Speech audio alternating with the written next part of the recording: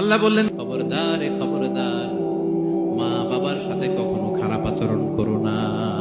ওয়াসাইনাল ইনসান, মানুষকে আমি ওসিয়ত করলাম, রেকমেন্ড করলাম, ভার্ডিক্ট জারি করে দিলাম, বিওয়ালিদাই, মা বাবার ব্যাপারে তাদের সাথে সদাচরণ করবে। মা বাবার সাথে খারাপ আচরণ করা যাবে। জান্নাতে একটা দরজা আছে, নাম আল আব, বাবা, আর একটা আল উম, মা। যারা বাবা মার সাথে ভালো আচরণ করছে তারা ওইটা দিয়ে ঢুকবে। সুবহানাল্লাহ পড়ে। এক লোক বললে, ইয়া রাসূলুল্লাহ, আমার মাকে কাঁধে করে কাবার চারদিকে ঘুরিয়েছি, তাওয়াফ করিয়েছি, প্রচন্ড রোদের মধ্যে আমার মাকে কাঁধে করে কাবার চারদিকে লাব্বাইক লাব্বাইক বলে অনেকবার ঘুরিয়েছি। ইয়া রাসূলুল্লাহ, আপনি আমাকে বলে দেন, ছোটবেলা যখন আমি আমার মায়ের বুকের দুধ খেয়েছি, ওই দুধের শোধটুকু আদায় হয়েছে কিনা? বিষ্ণুই বললেন, কি প্রশ্ন করলা তুমি? লাউ কাতা'তা জিলদাক, তুমি যদি তোমার গায়ের চামড়া কেটে জুতা বানিয়ে দাও, চামড়াটা কেটে শুকিয়ে যদি জুতা বানিয়ে তোমার মায়ের পায়ের নিচে দিয়ে দাও, ছোটবেলায় মায়ের বুকের যে দুধ খেয়েছো, একটা দুধের এক ঢোক দুধ খাওয়ার শোধ আদায় হবে না। এক ঢোক যে দুধ খাইছো ওইটারই শোধ আদায় হবে না। খবরদার খবরদার, বাবা মার ব্যাপারে সাবধান। বিশেষ করে মায়ের সাথে দুজনের কথাই আল্লাহ প্রথমে বললেন, এরপরে বললেন বিশেষ করে মায়ের সাথে, কারণ হামালাতহু উম্মুহু, বাবা তোমারে পেটে ধরে নাই, পেটে ধরেছে কে? ওয়াহানান আলা ওয়াহান, 10 মাস 10 দিন বোঝার পরের বোঝা, যন্ত্রণার পরে যন্ত্রণা বাবা সহ্য করে নাই, করেছে কে? এত বড় একটা পেট হয়ে গেছে, জানেন তো না? আল্লাহ, এই পেটটা নিয়ে বারবার কিচেনে যাওয়া লাগছে, এটা নিয়ে টয়লেট করে, এটা নিয়ে গোসল করে, ঘুমাতে পারে না, শুইলে উঠতে পারে না, উঠলে বসতে পারে না।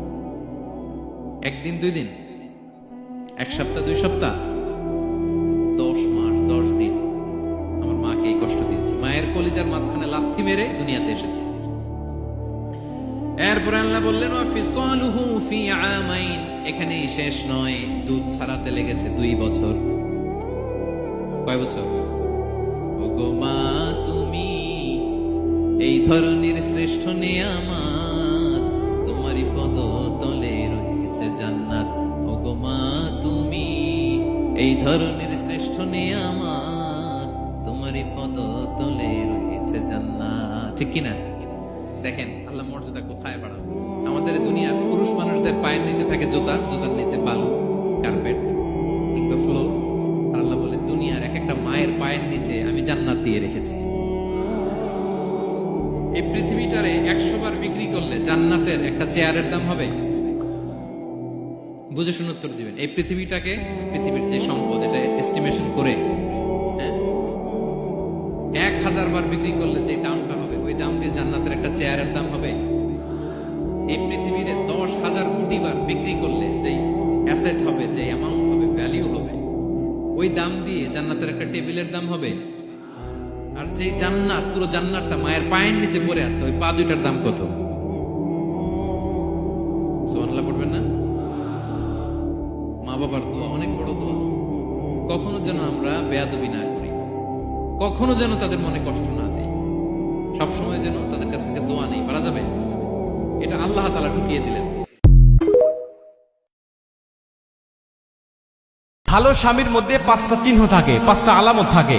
আপনার স্বামীর মধ্যে যদি এই 5টি চিহ্নর কোন একটা চিহ্ন যদি আপনি দেখতে পান, তাহলে বুঝে নিয়েন যে এটা স্বামী নয়, বরং আল্লাহর পক্ষ থেকে ডাইরেক্ট আপনার জন্য নিয়ামত হিসাবে আল্লাহ পাঠিয়েছে। হীরার টুকরা যেন আপনার হাতে পেয়ে গেছেন, আপনি শুকরিয়া করবেন আল্লাহর দরবারে যে আল্লাহ, আপনি আমাকে যে নিয়ামতটা দিয়েছেন, আল্লাহ এই নিয়ামতের শুকরিয়া করছি, কখনো এই নিয়ামত আমার কাছ থেকে আপনি ছিনিয়ে নিয়েন না।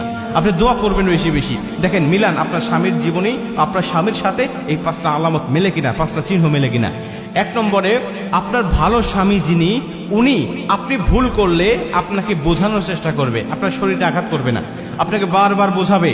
আপনি যদি না বোঝেন, প্রয়োজনে আপনার সাথে একটু রাগারাগি করে আপনার বিছানা আলাদা করে দিয়ে আপনাকে বোঝানোর চেষ্টা করবে, আপনার শরীরে আঘাত করবে না, আপনাকে ডিভোর্স দিবে না। এটা হলো ভালো স্বামীর লক্ষণ। আপনি তাও যদি না বোঝেন, প্রয়োজনে আপনাকে পারিবারিক একটা বৈঠকের মাধ্যমে আপনাকে বোঝানোর চেষ্টা করবে, তবু আপনাকে আলাদা করবে না, আপনার শরীরে আঘাত করবে না। আর যারা খারাপ স্বামী, ওরা কিছুতে মানে একটু থেকে আর একটু হলেই, পান থেকে চুন খুসলেই মুহূর্তের মধ্যেই তার শরীরে আঘাত করা শুরু করে দেয়, একেবারে জখম করে দেয়। এরকম যদি হয় ওই স্বামী কখনো আদর্শবান নয়। কিন্তু যদি আপনাকে বোঝানোর চেষ্টা করে, প্রথমে শুকরিয়া করবেন যে আপনার স্বামী ভালো আদর্শবান, এবং দ্বিতীয়ত ওই উপদেশগুলো আপনি মানার চেষ্টা করবেন, কখনো তারা অবাধ্য হবেন না। 2 নম্বরে, যেই স্বামী ঝগড়া হলেও স্ত্রীকে কটু কথা বলে কষ্ট দেয় না, ওই স্বামী 100% আদর্শ স্বামী। ওই স্বামীর শুকরিয়া করবেন, ওই স্বামীর আনুগত্য করবেন যে আপনার স্বামী রাগান্বিত অবস্থায়ও, ঝগড়ারত অবস্থায়ও আপনাকে কটু কথা বলে কষ্ট দেয় না। ভাই, অনেক স্বামী আছে এমন, একটু ঝগড়া লাগলেই স্ত্রীকে তো গালিগালাজ করেই, এবং স্ত্রীর মা বাবাকে তুলে পর্যন্ত গালিগালাজ করে। অনেক স্ত্রীর মা বাবা মারা গেছে, ওই মৃত মা বাবাকে তুলে গালিগালাজ করে। যেই স্বামী, ওই স্বামী মানুষ স্বামী হওয়া তো দূরের কথা, ও মানুষ হওয়ার যোগ্যতাই হারিয়ে ফেলেছে। আপনার মা বাবাকে তুলে কেউ গালিগালাজ করলে আপনার যেমন কষ্ট লাগে, আপনার স্ত্রীর মা বাবাকে গালিগালাজ করলে আপনার স্ত্রীর তার থেকে বেশি কষ্ট লাগে। কারণ আপনার মা বাবা হয়তো আপনার সাথেই থাকে, আপনার পাশেই থাকে, আপনার কষ্ট একটু কম লাগবে। কিন্তু যেই স্ত্রী নিজের মা বাবাকে ছেড়ে এসে আপনাকে আপন করে আপনার ঘরে আসছে, আর আপনি সেই মা বাবাকে তুলে গালিগালাজ করছেন, আপনি তো স্বামী হওয়ার যোগ্যতা, এমনকি মানুষ হওয়ার যোগ্যতাও হারিয়ে ফেলেছেন। অতএব কটু কথা বলে স্ত্রীকে কখনো কষ্ট দিবেন না, আদর্শবান স্বামী হিসাবে থাকবেন। এবং 3 নম্বরে, যেই স্বামী নিজে যা খায়, যে মানের খায়, ওই মানের খাওয়ানোর জন্য চেষ্টা করে, ওই স্বামী ভালো স্বামী। এবং 4 নম্বরে, যেই স্বামী নিজে যে মানের পরে, যে মানের কাপড় পরিধান করে, ওই মানের পরিধান করার চেষ্টা করে, এই স্বামী ভালো স্বামী। এবং 5 নম্বরে, যেই স্বামী তার স্ত্রীকে শরীয়তের হুকুমগুলো পালন করার জন্য নির্দেশ দেয়, আদেশ করে, ওই স্বামী ভালো স্বামী। অনেক স্বামী আছে নিজে নামাজ পড়ে, স্ত্রীকে বলেই না, নিজে ভালো থাকে, স্ত্রীকে ভালো করতে বলে না, নিজে ফজরের সময় উঠে মসজিদে যায়, স্ত্রীকে ডাক দেয় না, এই স্বামী আদর্শবান নয়। আর যেই স্বামী ফজরের সময় স্ত্রীকে ডাক দিয়ে তুলবে, নামাজ পড়াবে, প্রিয় মা, প্রিয় বোন, রাগ করবেন না, কষ্ট করবেন না, মনে নেবেন যে আল্লাহ পাকের নিয়ামত আপনার ঘরে আছে, আপনি সঙ্গে সঙ্গে উঠে নামাজটা আদায় করে ফেলবেন। এই 5টা গুণওয়ালা কোনো স্বামী যদি কারো জীবনের সাথে মিলে যায়, আল্লাহর দরবারে হাজারো বার শুকরিয়া করবেন যে আল্লাহ আপনাকে একটা নিয়ামত দিয়েছে, হীরার টুকরা দিয়েছে, এর শুকরিয়া করবেন।